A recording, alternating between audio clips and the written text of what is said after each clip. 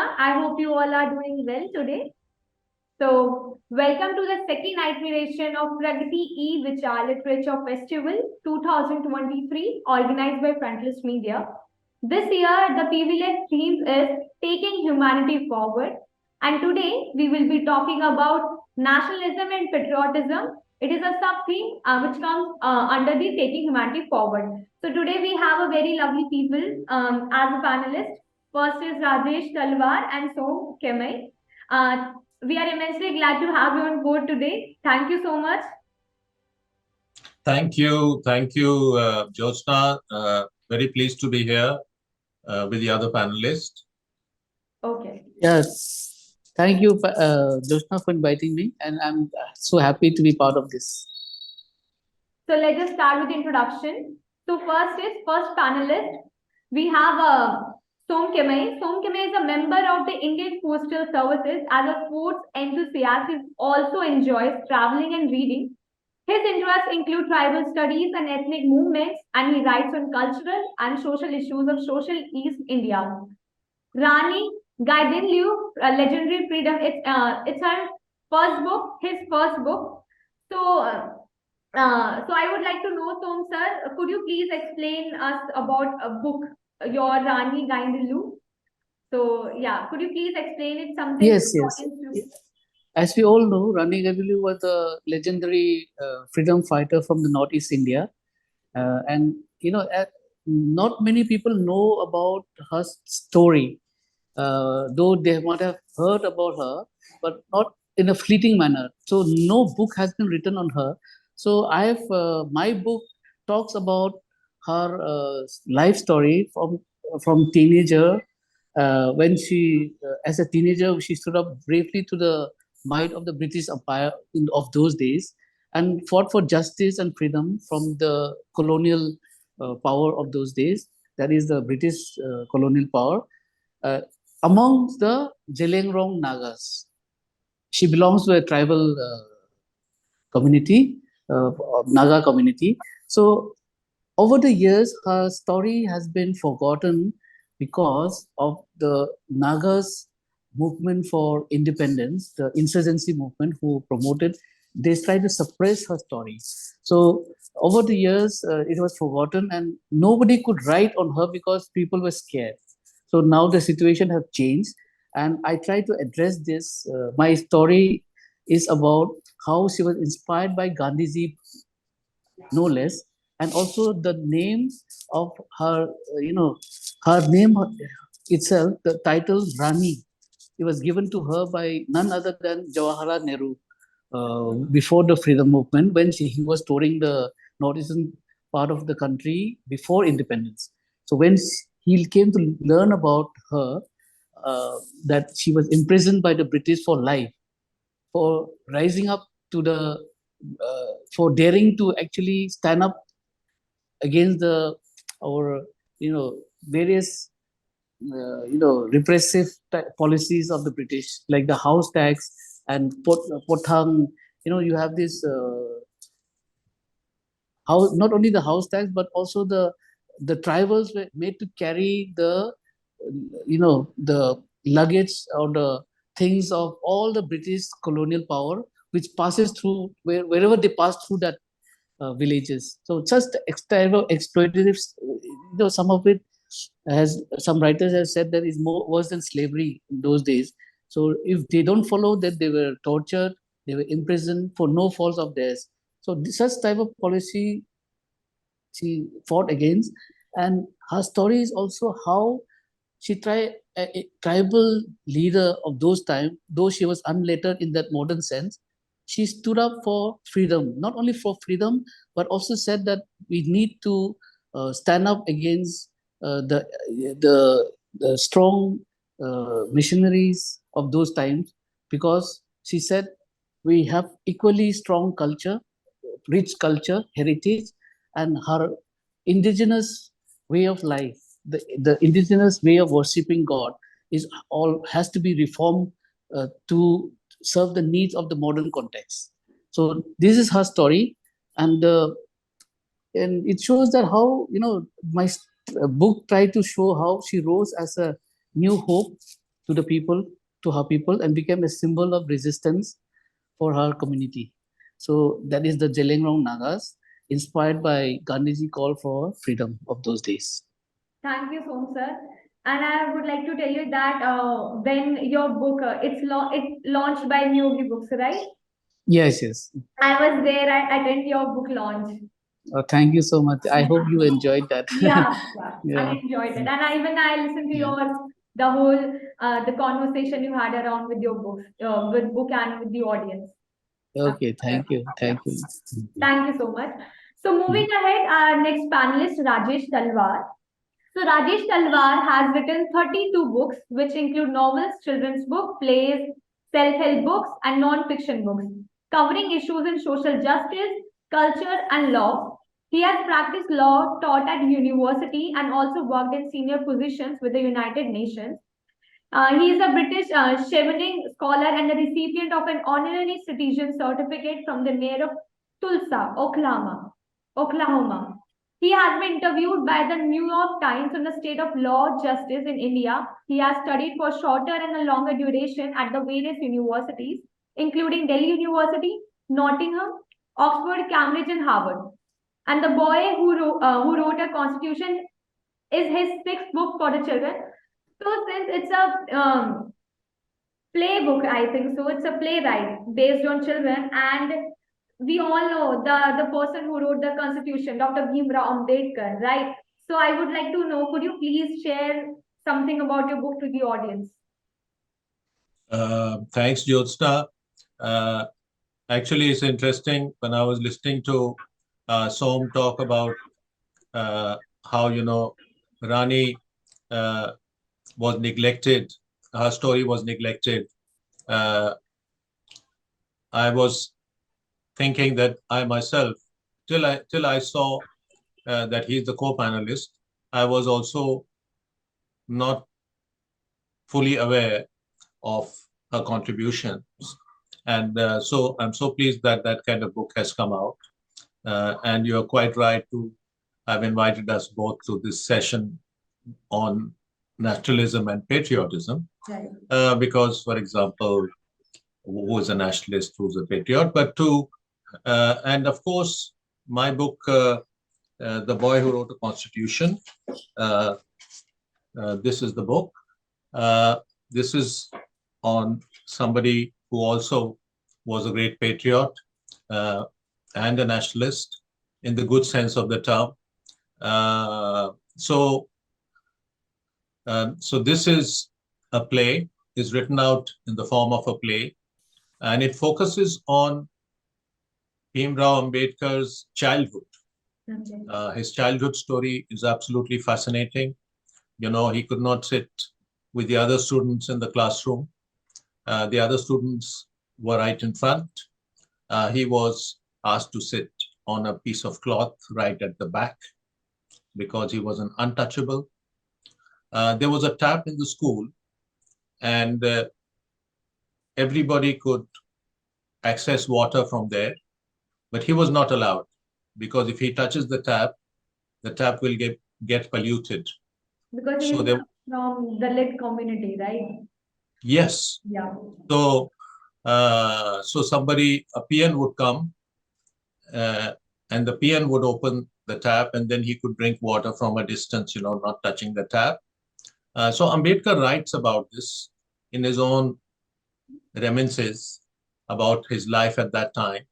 And he says, my experience as regards water could be summed up in 4 words: no peon, no water. So, despite this kind of background, uh, he manages to go further ahead in studies. Uh, in fact, he's probably one of the most highly educated Indians we had at that time. There is a Raja who's very impressed.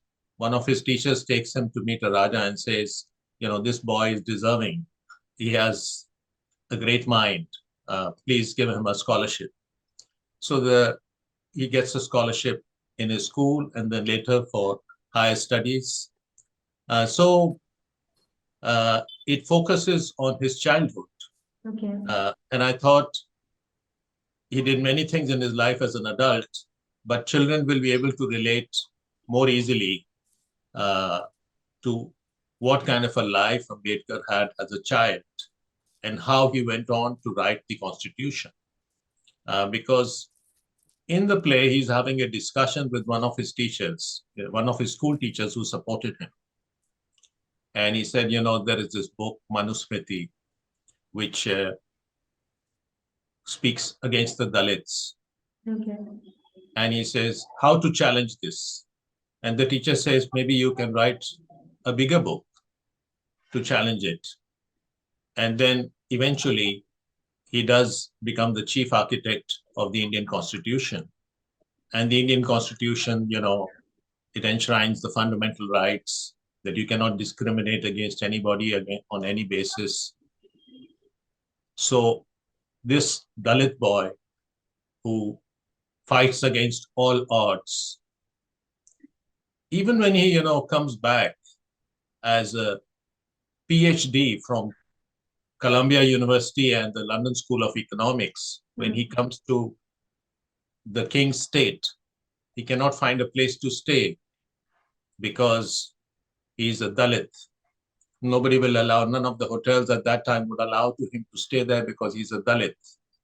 And he speaks about how he had experiences where he was persecuted, not only by Hindus, but by Muslims. He goes to a fort, he's with other people, and the Muslim says, hey, the Dhairs are not allowed to drink from this water.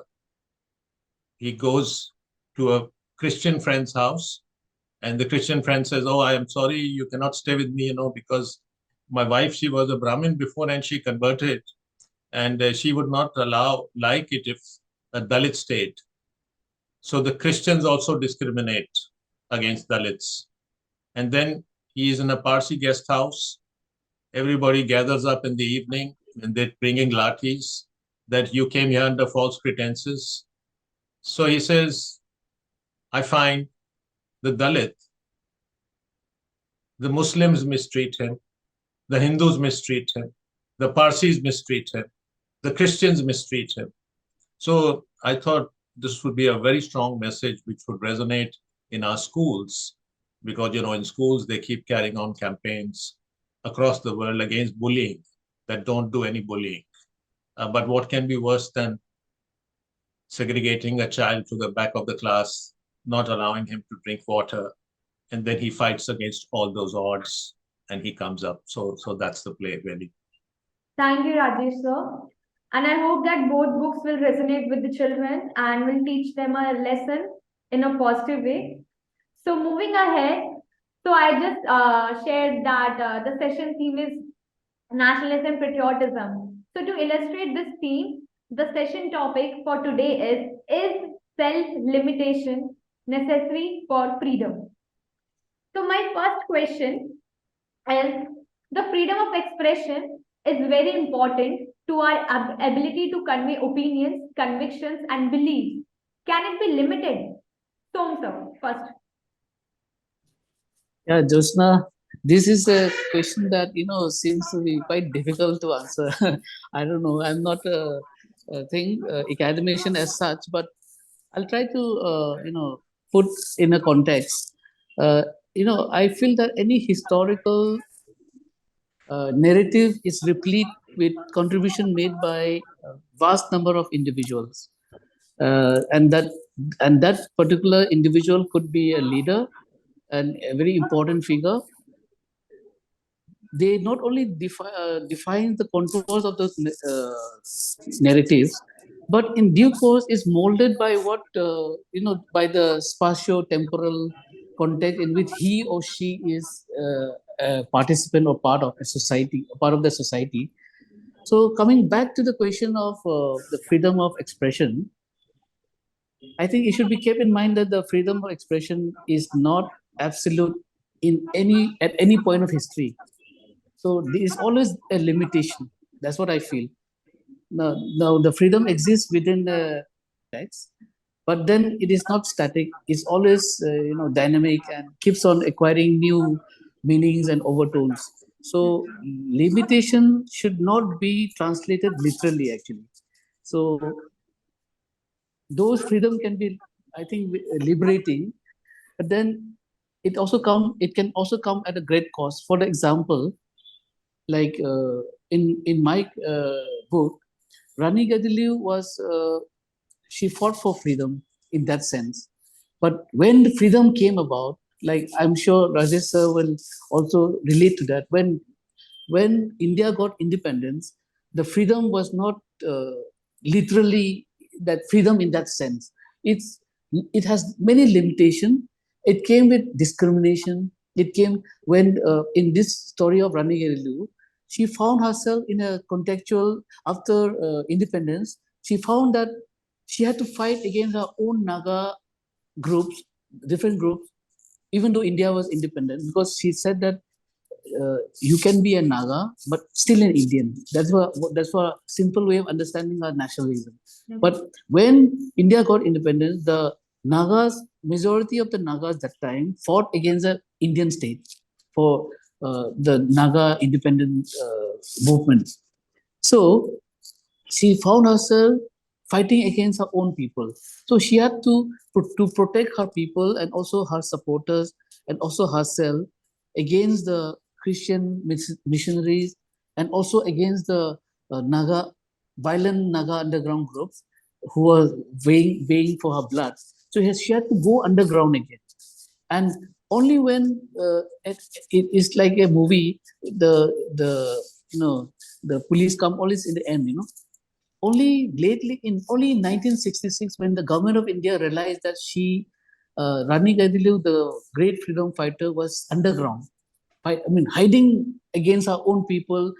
Those, if you see in modern context, you can call them terrorists or whatever. They also call themselves freedom fighters in their own way. But when in government of India came to know that she was underground and she could not be traced, then they sent out a mission through the government of India whole channel to reach out to her and tell her to come back. And whatever problem you have, let us sort it out. And that's how she came back overground in 1966 only. So, so this is our story. So freedom, as you say, it can be very contextual. So even though India was so-called free country, I think she found herself very much discriminated, and her dream of making her people together in those days she said in the records we could find that she wrote that she only wanted a district. So now, unfortunately, that district is divided into Assam, Manipur, and Nagaland. So her people, the Zeliangrong people, the Zeliangrong Nagas, are divided into three states of Northeast India: Assam, Manipur, and Nagaland. So though they're all in the contiguously, geographically contiguous area, they found themselves divided. So freedom did actually the Indian freedom movement, which she fought so hard and really sacrificed her whole youth, you know, only brought her a fragmented freedom. So she only fought when she, in fact, talked to the then prime minister and others over the years. I also mentioned in my book that when she encountered Indira Gandhi in Kolkata, the first thing that Indira Gandhi said to her was, I will speak about development in your area, but no state or homeland for the Zeliangrong. So,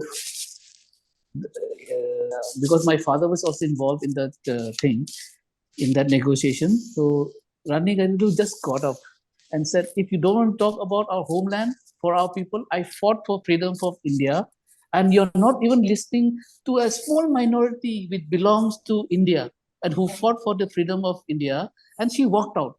And I believe that everyone, including the government of India officials, the prime minister, was aghast. And she just walked out. If you're not willing to talk to me, I'm so ashamed and I'm just so disappointed in you, Karge. She just walked out. So just imagine the sagacity of a lady of Rani Gandhi then. So in fact, the prime minister had to send senior officials and also the leaders were accompanying her, including my father, to go and persuade her that tell her that I'm ready to discuss her homeland demand for that. So she was called back, and the talks happened. So these are the things that you know, when you are saying self limitation necessary for freedom, I don't agree with the word necessary, but it comes with a package, I would say. I think Rajesh sir would know, articulate it much better than me, but that's what little that I have come to know from this story when I was researching. So I think from that aspect, I feel that it does come with limitations. Thank you so much, sir. So over to you, Rajesh. So, what do you think in this context? Well, it's interesting because, uh, uh, I think it's a very important book that Som has written on the Rani. In fact, it reminds me of an earlier book which I wrote on Subhash Bose, The Vanishing of Subhash Bose. And when we achieved freedom in 1947, for many, many decades, just like it was the case with the Rani, for a long time, the INA, Indian National Army, which was founded by Subhash Bose, headquartered initially in Singapore. Now, they fought against British Indian soldiers. So, who was the patriot there? It's an important question. And when we became independent, unfortunately, the people who were in the INA who were fighting for India's freedom, they did not get sufficient recognition. And one of the things that I mentioned is that at that time in the history of the world, it was a unique phenomena that there was an all-women's regiment, part of the INA. It was a regiment of the Ranis, the Rani regiment. And I said, I've written in the book that I think it's shameful that till very late during the Nehruvian period, and I don't want to say that Nehru was not a patriot or he didn't do many good things. He deserves a lot of credit for all the good things he did. But at the same time, Mr. Bose's contributions were neglected. The contributions of the Ranis were neglected. And today from Som, I have learned about another Rani, a Northeast Indian Rani. And so one of the things I said is that not only should there be films made on the Ranis who were part of the INA, and maybe there should be a film made on the Rani from the Northeast as well. And I said, even in the Indian Parliament, now the Indian Parliament didn't have Subhash Bose's portrait for at least 2 or 3 decades after Indian independence, which is really astonishing given the kind of contributions he made. I said, in fact, you should have one wall of the Indian Parliament dedicated to the Ranis because they didn't fight for money. There were women in Malaysia, in Singapore, who were, ethnic Indian. Maybe their parents were from Kerala or from Tamil Nadu. They joined just to sacrifice their lives for the freedom of the country. So I think sometimes, we all tend to get a bit confused and we fight where there's no need to fight. So you could say that Gandhi and Nehru were fighting for freedom from inside the country. But the INA was fighting from outside the country to bring the British house down, the colonial edifice down. There were different people attacking. And we should not be so selfish to just appropriate all the credit, which was actually done to an extent. Everybody is fighting for freedom. We should share the credit and not be too narrow in our thinking about who is the patriot, who is the... So a lot of people got credit, but the Ranis didn't get credit. And I do believe that Som's effort to take out this book will introduce a new Rani to our people. And I asked you if Frontlist is going into film business, which maybe it is not, but I'm sure people from the industry will be watching. And something like this, could be very good. Yeah, I totally agree with you because people should know who is Rani and who, that she is from Nagaland. Yeah, of course. Why not? Yeah, and since Rajesh sir has shown his book, I also like to show my book, Yeah, sure, sure. Rani Gadilu. Yeah, this is a legendary Guys, freedom fighter please from, yeah, read this book. It's very important because yeah. everybody should know we live in India, so we should know every part of what is happening or the history of every state. Okay. So my next question to you, since we are talking about freedom, so my next question, when it comes to liberation, everyone seems to have their definition of it. So according to Somsad, freedom is different. According to you, the definition of freedom is different. Even according to me, it's different. So is our freedom limited by the freedom of others? So I would like to start with Rajesh. So Okay, thanks. Actually, I can now, with regard to your question, also uh, I left something out in the previous answer for your previous question, which was about the limitations. And I think in the Constitution itself, they speak about how there's no such thing in many cases of like absolute freedom. For example, you have Article 19 of the Constitution that guarantees 6 different kinds of freedom. First is the freedom of speech and expression. So, of course, it's very important. Otherwise, writers like Som and myself, if we don't have the freedom, what will we write? However, uh, there can be restrictions, reasonable restrictions. So, if somebody is going on a social media and saying, behead this person or lynch this person, obviously there has to be a restriction on that freedom. So, but the restriction should be reasonable. Similarly, the freedom to assemble, that's a constitutionally guaranteed right. But the freedom to form associations, but there can be restrictions there also. For example, the police in the country are not allowed to form a union. The army is not allowed to form a union. So these are reasonable restrictions because which every nation state might need in order, otherwise there will be no disciplined forces. So definitely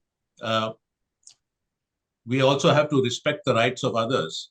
If I think of it in the community I live in, there are so many dog loving people, but the dog loving people have to behave responsibly because they must not interfere with the rights of other people who are living, who also need to have the right to walk without fear that they will be bitten. yeah. So we had a notice sometime earlier that if you're taking your dog for a walk, please clean up after him. Don't just leave it there, Okay. which is right, Yeah. because you cannot just have the freedom. You have to exercise the freedom with responsibility. And or if you are not keeping your dog goes and bites somebody else, now they've imposed a fine because you have to respect the freedom of others. They can't be walking around scared. There are people who say that near our staircase, we are very scared, old people. So we have to always balance things. You love dogs, you can feed them, you can take care of them. Dogs are, according to some people, man's best friend. But at the same time, there needs to be a kind of civic sense, how to deal, how to live in a society. Uh, I cannot say it's only my freedom. Uh, the rights of other people have also to be respected. Okay. So moving ahead, Som sir, what's your take on this? I think if I can refer back to my book, your question was, I think Do you want to everybody repeat? seems to have, yeah. Just I got your. Is our freedom limited by the freedom of others? Isn't it? As per my book, in the first context, that is, I divided my one chapter into the pre-independence.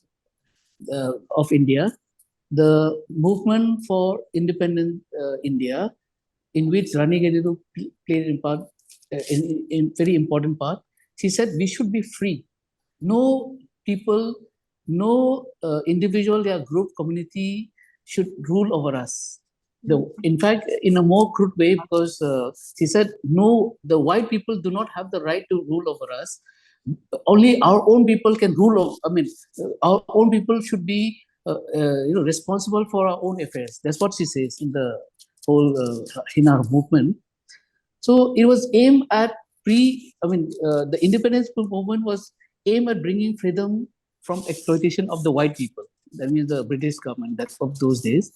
Now, in the second context, because her movement never really ended, she felt that after independence, the government of India, was not very sensitive to the needs of her small tribal groups in the northeast, especially. And now, what freedom we are talking about then? She asks herself, did I really fight for the rights for the freedom of such type where her own people, at least before the British, they were all together geographically but now after independence they were all divided into different groups. So she said, did I really ask for this?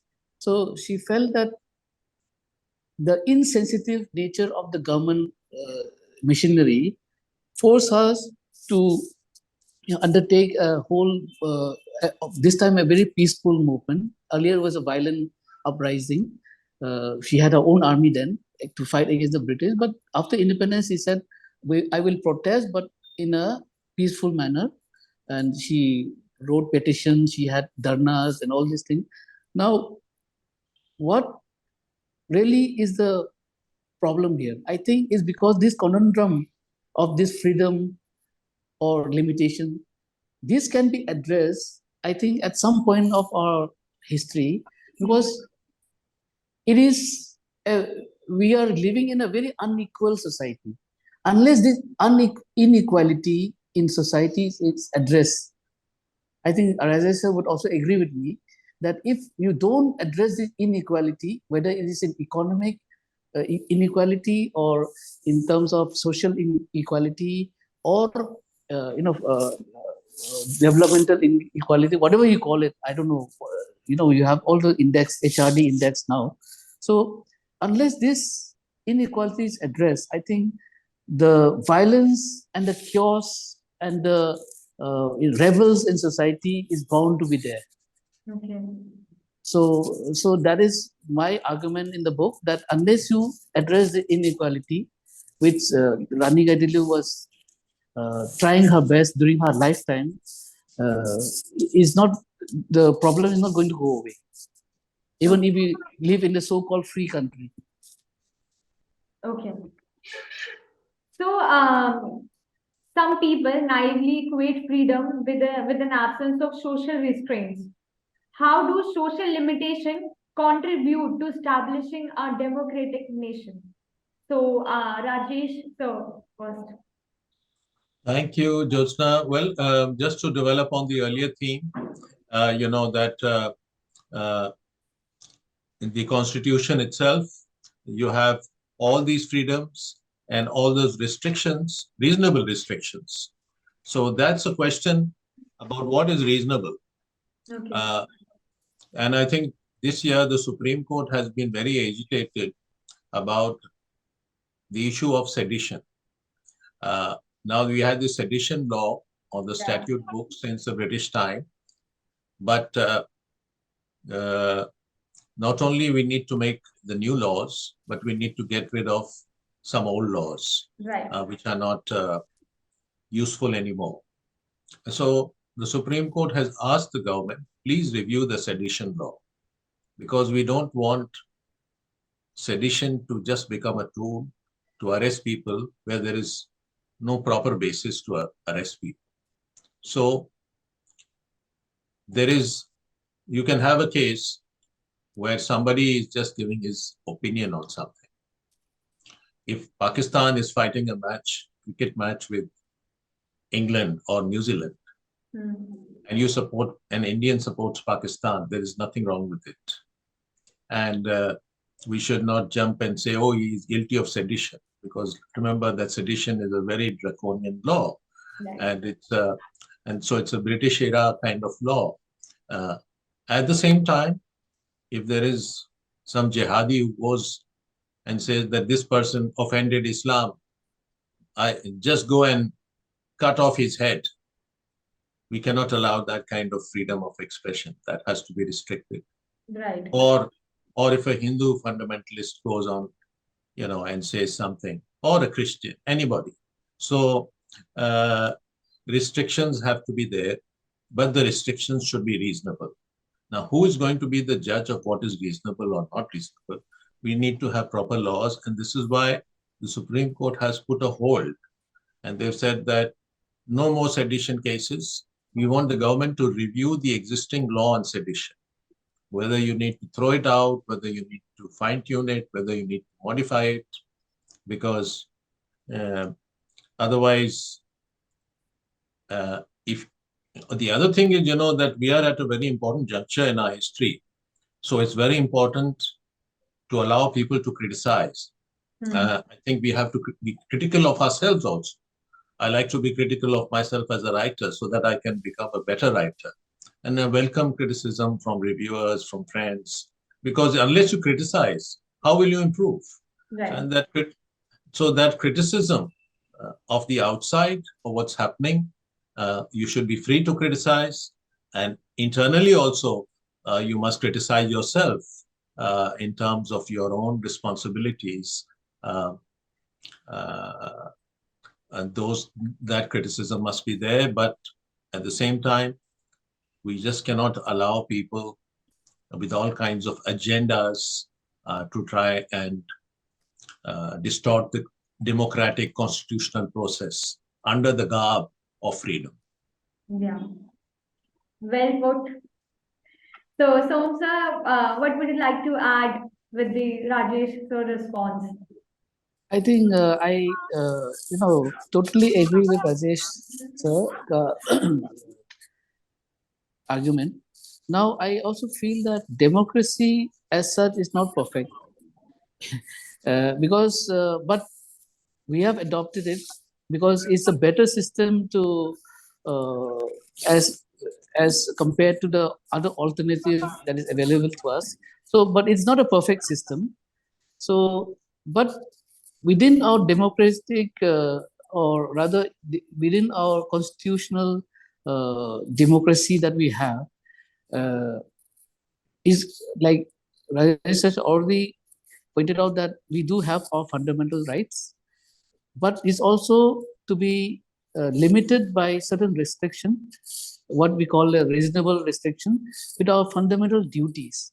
So this interplay between absolute rights and freedom and tempered or rather tempered by these duties has to be there. And what Rajesh sir had already said, that who will be the judge, who will be the who will say that you have crossed the line. So that has to be clearly laid down in as written in the law. So what we require, I guess, is a reform democratic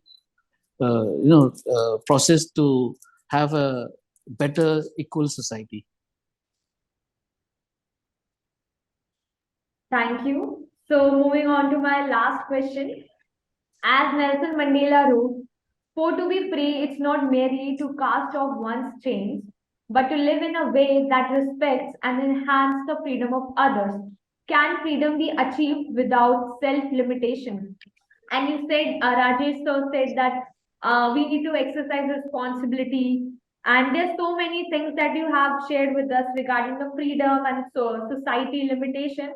So your thoughts to relate with the Nelson Mandela quote. So Rajesh sir first. Thanks. Well, everything is, in a context. And Nelson Mandela reminds me of the time when Gandhiji was there. And Gandhiji, he during his younger period, you have that famous incident when he was thrown out of the railway compartment. He had a first class ticket, but they said, "Oh, you're a brown person. You cannot be traveling in the train, which has a first class. It's only for white people." So they threw him with his luggage, and it was in the film Gandhi, and everybody came to know about it. And this happened to Gandhi soon after he reached South Africa, and then he realized this happened to me, and I should fight for. It can happen to other Indians in South Africa. I should fight against discrimination. And then a year later, he came to India and he took out a pamphlet called the Green Book, which was about the discrimination against Indians in South Africa. When he went back with his family, his ship was not allowed to disembark in Durban because a large white community had gathered. They had got the impression that Gandhiji had said many nasty things about him, about them, about the white people. So it was one of the episodes in his life when he was nearly lynched. But Gandhi said that I am fighting for the against the discrimination of Indians. The Indians suffer discrimination in South Africa. Later, people now they say that why didn't Gandhi fight for South African freedom? So he said, well, I didn't fight for South African freedom because I thought, he didn't say this, I am saying this, but he may have thought this, that as an Indian, I should first fight for freedom for India. In South Africa, I can fight against discrimination, but it's the South Africans who have to fight for their own cause. So, related to your question, that everything, and also to what Song said, that everything sometimes is contextual. And what is freedom under a colonial regime? What is freedom under a regime which is too centrist, which does not? What is freedom in Iran? What is Islamic freedom? What is secular freedom? I think we are all agreed that we don't support theocracies, whether it's a Muslim theocracy or an Indian theocracy. So freedom set within the boundaries of a constitution with its inherent limitations.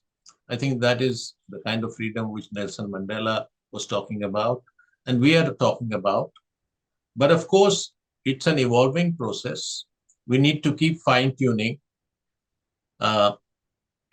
what may have been right yesterday may not be right today.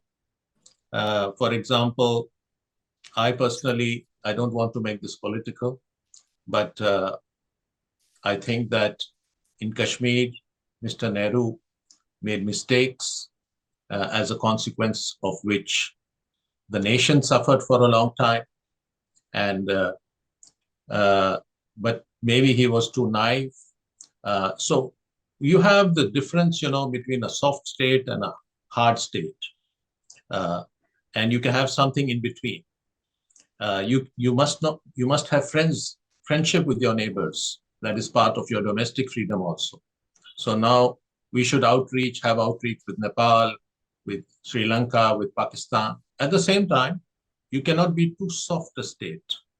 If your neighbor attacks your children, you have to protect your children. So for far too long, our neighbor to the west, Pakistan, they were allowed to get away with things. For example, if you take the Mumbai incident, how terrorists came by ship and they started massacring people, innocent civilians. At that time, a firm response was required. So freedom, to me, also means the freedom. Before you can have freedom, you need to provide security to people, to make them feel secure. Within a family also, the parents have to make the children feel secure. Only then can they exercise their freedom. So there are, all these dimensions to freedom. I may have gone a bit off track, I think, with your Nelson Mandela quote, but I'll finish here and I'll let Som handle it from there. Yeah, Rajesh sir has already touched on the freedom aspect. Yeah. Now I think the question I think you've written is our freedom limited by the freedom of others? I would like to put it other way. Can freedom be achieved without self-limitation? Okay. Now I want to put it other way. Is our freedom limiting the freedom of others? So I think Mandela was trying to address this. And I think from his action after they got independent, when South Africa got independent, from his action, the way he accommodated both the blacks and the whites and everybody in between, I think that is how it should be handled. I think the most important thing word I would use is forgiveness and love. You know, humanism is based on humanism. The when a society, whether it is rebuilding or a new struggling society or a rebuilding society, base its whole foundation on humanism, that means respect for fellow human beings. I think that aspect is required even for building India to the so-called building our new India. India has to be based on humanism. The building of India has to be based on humanism, and along the way, because of very various power struggles and developmental struggles uh, between various groups, I think that humanism has, or rather, it tends to be forgotten along the way. So I think it has to be based on humanism. Okay. I absolutely agree with Som. And actually, just to add to what he said, that this is something which Ambedkar also, although he was one of the architects of the Constitution, he said, don't expect the Constitution to do everything. You can have the best Constitution in the world, but if the people don't respect it, if the people don't have the sense of brotherhood, the sense of community, then that Constitution will be worthless. And he said, I will be the first one to rise up against such a constitution. So the spirit of acceptance. Recently, I think just 2 weeks ago, I was having a discussion with somebody about the International Day of Tolerance. We have this, International Day of Tolerance, which is set up by the United Nations. And I was saying that maybe, Vivekanand was right, because Vivekanand said, I don't like the word tolerance so much. I think we should substitute it with the word acceptance. That it's not that Hindus are tolerating Muslims, Muslims are tolerating Hindus. We should just accept each other, respect each other, have the friendship, the brotherhood, the love. And so maybe we should have, instead of International Day of Tolerance, an International Day of Acceptance of Diversity, that everybody is different, but we accept them, we respect them, something on those lines. Again, amazing. So today, we just got two different perspectives, but at the end, they've just given a same message to the audience and whoever is watching this session. So thank you, Som sir. Thank you, Rajesh sir, for coming today and joining us for this very informative session. And I hope that your book, The Boy Who Wrote a Constitution, and Rani Gaindenliu, the legendary freedom fighter. So, and I hope I just had a very, good got insights from you, both of you. It was quite amazing. Thank you. Thank you so much. Thanks Thank so you, much. Josna. Thanks, Thank you so Jyotsna. much. Thank you very much. And you are a very good host. You asked us a lot of difficult but interesting questions. And it's lovely to be with you. And also congrats to your parent organization for, setting up this and for this opportunity. So thanks very much. And I also would really love to, have this conversation with you, both of you. It was lovely. Thank you. Thank you, Have Josna. a good day. Bye.